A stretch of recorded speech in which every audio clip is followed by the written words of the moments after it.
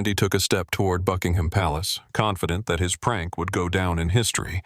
But suddenly, a powerful blow to the chest sent him crashing to the ground.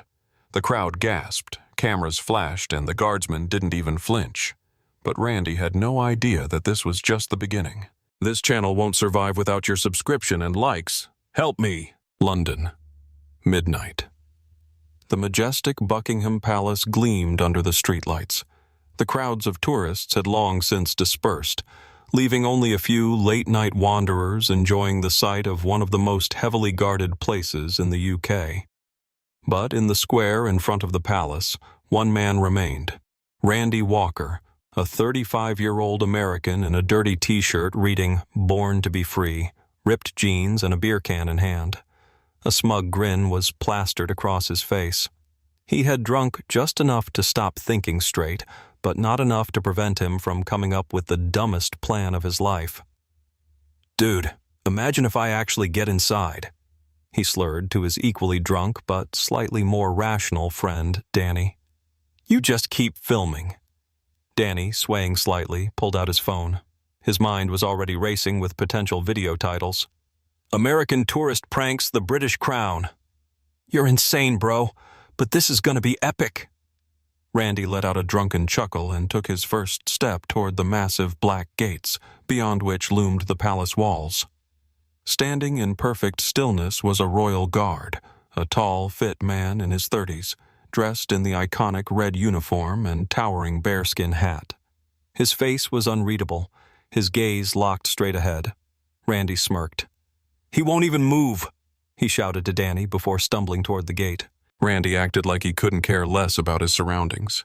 He staggered, goofed around, and exaggerated his drunkenness, hoping the guard would just mistake him for another lost tourist.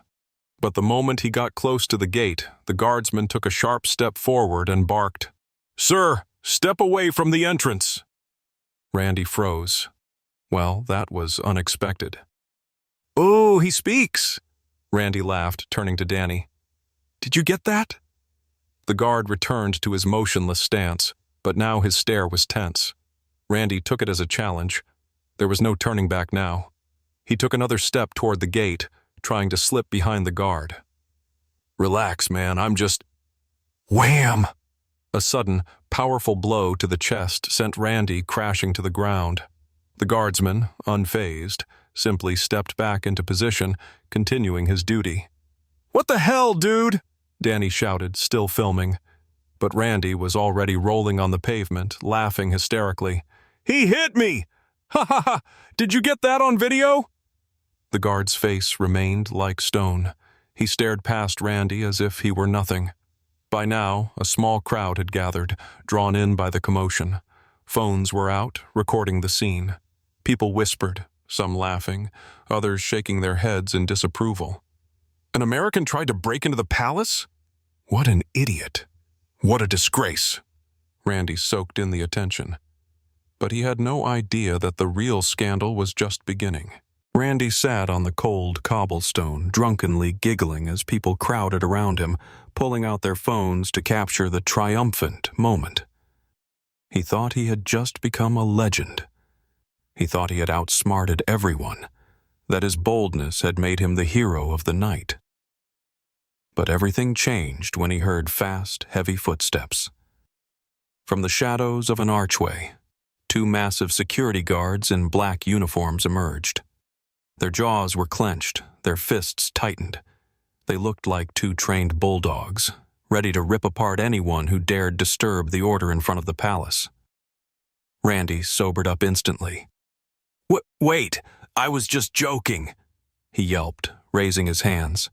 But his voice no longer had the same confidence it did just minutes ago.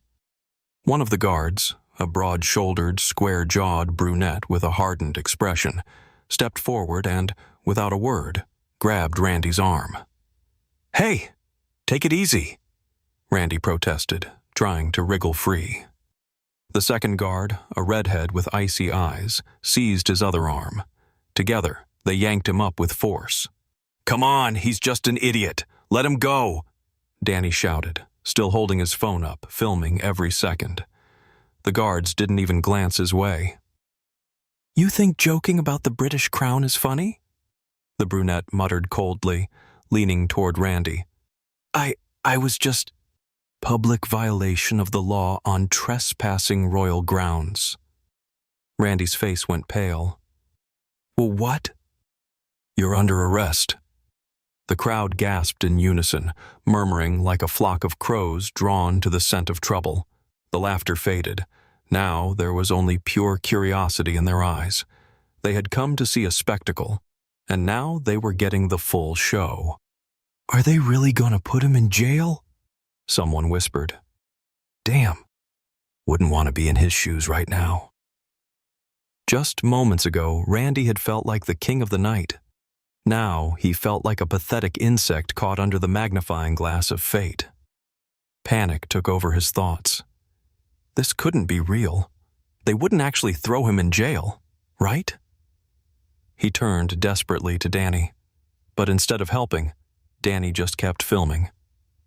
Dude, tell them something, Randy pleaded.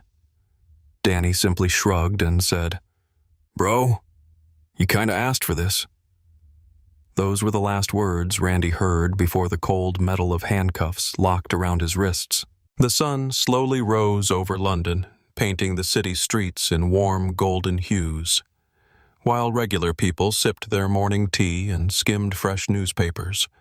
One man was waking up to a nightmare of his own making. Randy Walker sat in a police station, slumped uncomfortably on a hard bench. His head pounded with a brutal hangover. His mouth was dry, and his stomach growled in protest. But the worst thing of all was the growing sense of impending doom. Lifting his head, he noticed the drunk in the opposite cell snoring on the floor.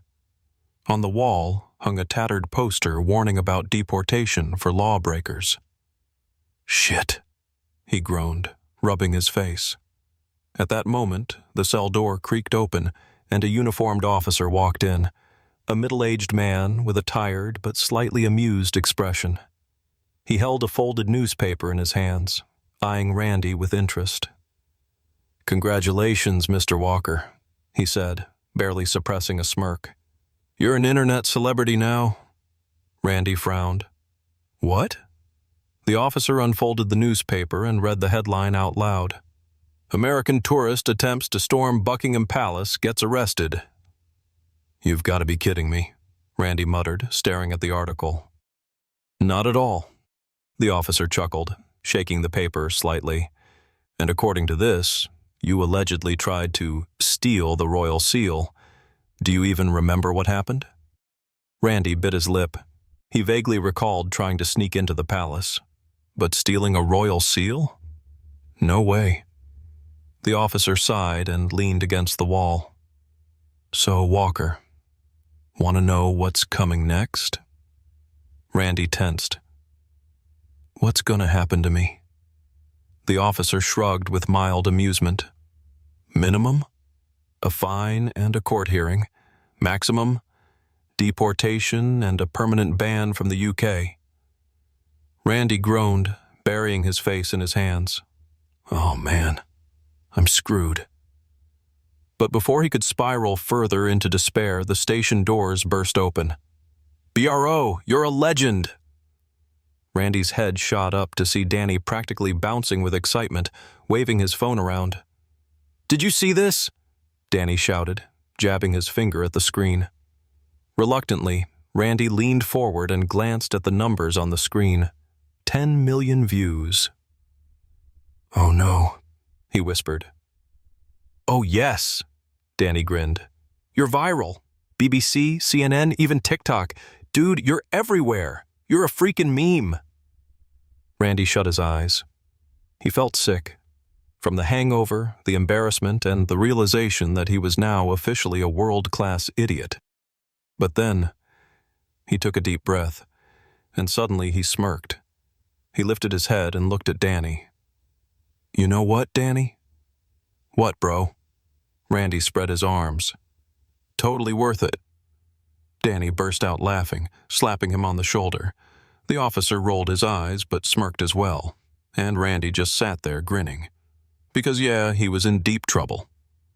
But damn it, it was the best night of his life.